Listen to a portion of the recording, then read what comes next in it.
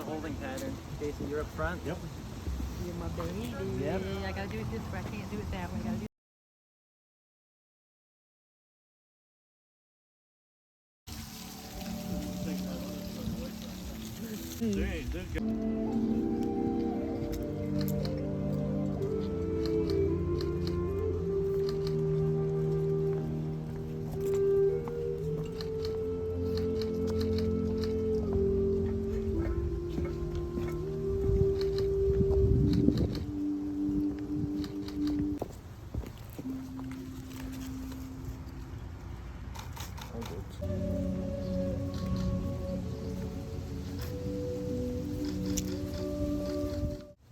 Today you are here because you have been invited to join in on an adventure. You will be witness as Matthew and Meredith embark on the adventure of the rest of their lives together.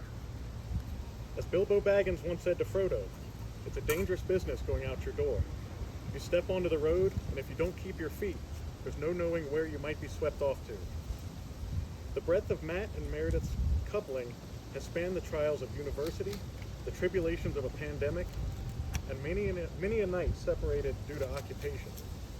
They have endured much together, but also prospered, traveled to different lands to see other mountain ranges, and even came into possession of a loving home of their own. Boon or hardship, always moving forward and growing together. Meredith and Matthew, thank you for the journeys you have taken today to be with them as they commit their lives to one another. Matthew would like to acknowledge his grandmother, Alice Chitwood, and Meredith recognizes her great-grandmother, Dorothy Manley, as well as her great-aunt and uncle, Melinda and Sam Shannon. The bride and groom deeply regret those who cannot physically be here today, but know they are here in spirit to celebrate with us. Now we invite the mother of the bride, Melissa, to read from a work of her choosing. To join him there. On this great journey to the west, it took 1,000 miles, and the elven hosts eventually separated into 3 groups, the Vanyar, the Noldor, and the Teleri.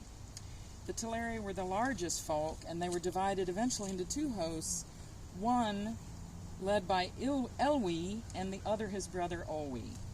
Elwi was more eager than his brother to see again the blessed realm Valinor, and wished to catch up with the Noldor because of his friendship with Finwë. But the Teleri were also the slowest and the last to reach the western shores of Middle-earth. After many years, the Teleri crossed the Blue Mountains, and they stayed for some time in the East Valerian. And it was during this time that Tolkien writes, Elwi went often through the great woods to seek out Finwë, his friend, in the dwellings of the Noldor. And it chanced on a time that he came alone to a starlit wood of Non-Elmoth. And there suddenly he heard the song of nightingales. Then an enchantment fell on him, and he stood still, and afar off, beyond the voices of the Lomelendi, or the dusk singers, he heard the voice of Melian. It filled all his heart with wonder and desire.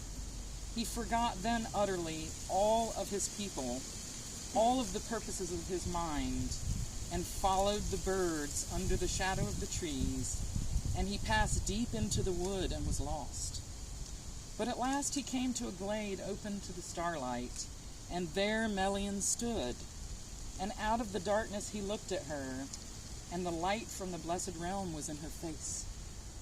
She spoke no word, but being filled with love, Elwi came to her, took her hand, and straightway a spell was laid upon him, so that he stood thus, while long years were measured by the wheeling stars above them. The trees of Non-Elmoth grew tall around them, and dark before they spoke any word. Over 200 years passed before Elwë appeared again out of the forest with his bride Melian. Much changed since when they had seen him last, during which time Elwë's folk had come and sought him, found him not, so Olwe took the kingship of the Teleri and departed, as is told thereafter. While he had been fair and noble before, he now stood like a Maya above them, as the tallest of the children of Ilúvatar. He founded the kingdom of Doriath, His subjects would soon become known as the Sindar, or the Grey Elves, and their language was Sindarin. Elwy never came again across the sea to Valinor so long as he lived, and Melian returned not thither while their realm lasted together. And of the love of the two, Elwy and Melian, there came into the world the fairest of all of the children of Iluvatar that was or ever shall be, Luthien. We'll cling together so tight that nothing and no one will tear us apart. Every atom of me and every atom of you will live in birds and flowers and dragonflies, in pine trees and in clouds, and in those little specks of light that you see floating in the sunbeams. And when they use our atoms to make new lives, they won't be able to take one. They'll have to be able to take two. One of you and one of me, and both joined so tight. The couple has prepared their own vows. Meredith? Many people don't believe in love at first sight, but somehow I knew I would marry you.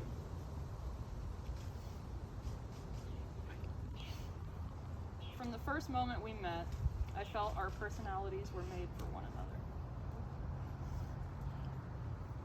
I fell in love instantly with your intelligence, your gentleness, and how your smile and laughter light up rooms. We were still kids then, and we've done so much growing up together these past 8 years. Despite how much the world has changed around us, our love has always remained constant, and my admiration for you has only grown stronger every day.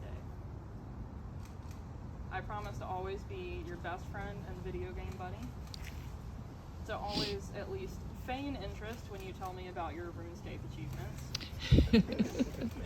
and to love you even when you create culinary abominations in front of me, like oatmeal or cayenne pepper on cottage cheese.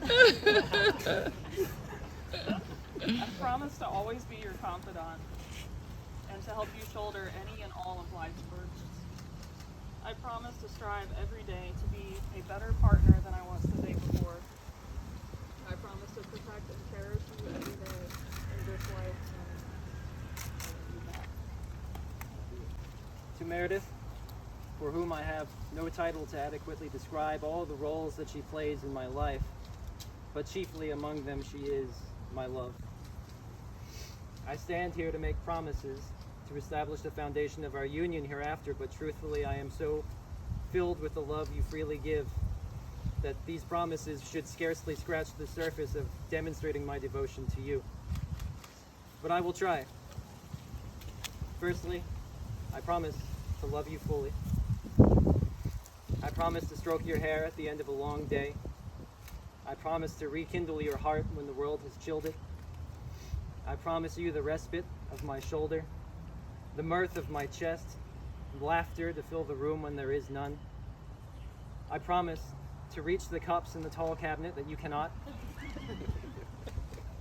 I promise always to offer my thoughts or my silence, whichever is necessary at the time. But foremost, I promise my heart to be an imperishable force of love for you, even after my bones and flesh are dust, immutable, forever yours to keep. I take thee as my bride if thou would have me. Thank you.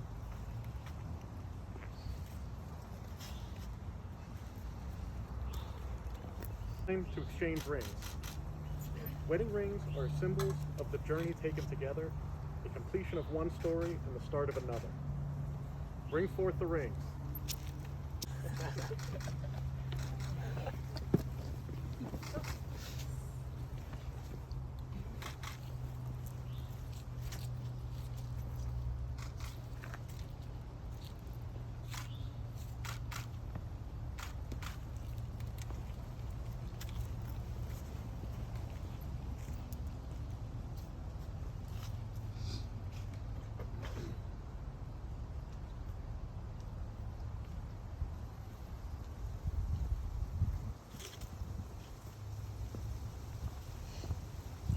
forged by the fires of compassion, love, and dedication, not to be easily destroyed. To alter from Tolkien, 2 rings to rule them all, 2 rings will find them, 2 rings to bring them all, and in this marriage bind them. Meredith, you may place your ring in Matt's finger.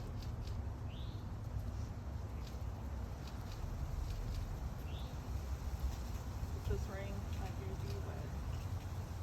And Matt, you may place this ring in Meredith's finger.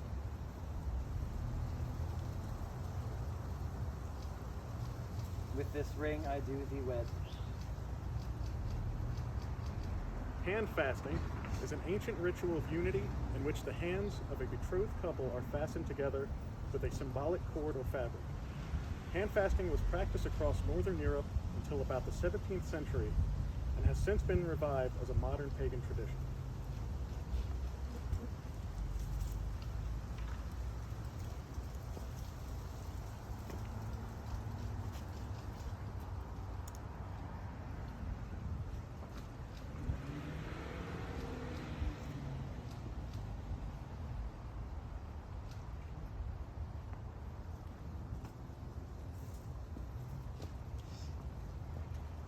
As your hands are bound, now so your lives and spirit are joined in a union of love and trust.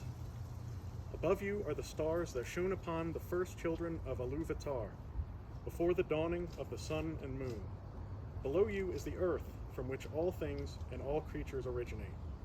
Just as the stars, your love should be a constant source of light, and like the earth, a firm foundation from which to grow. Woven into this cord, imbued into its very fibers, are all the hopes of your friends and family and of yourselves. With the fashioning of this knot, you tie all the desires, dreams, love, and happiness wished here in this place to your lives for as long as love shall last. You may now tie the cord.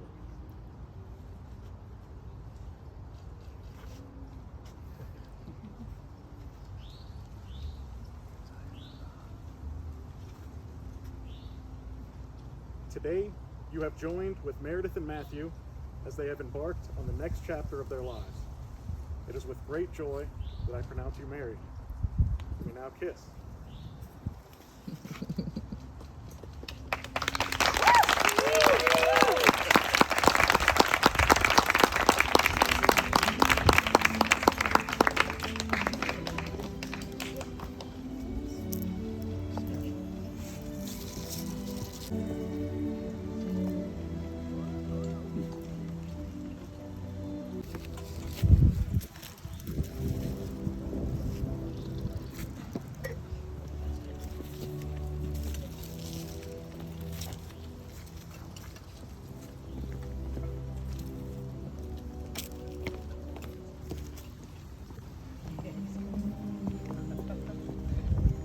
I didn't tell last name. I put Katie with that. You hung up in the chair. Yes. We get into that. I completely fell apart. Or waterproof makeup. Yes, me too. I had somewhere on the reception. Right there. So that way they don't kind of apart. Thanks for all your help today. No, I'm not kidding. That was me. Yeah, this was nice. I like Jewish weddings. Oh, I forgot. Rabbi. So much recently. Like, this is so awesome because not only do I get to marry you, but I get a Tim in my life now permanently. Did you have the same Tim. No, I don't want to yeah, we're we're going done. to get gassy. You know, that's my emotion. Thank you so much for coming. I'm not. Didn't fool me. I was still like, Wait, did he find out? Wait, why did you tell him already? I thought we were keeping going. it wasn't working. It wasn't working. They immediately came up. I had just had a conversation with them. I'm glad. They kept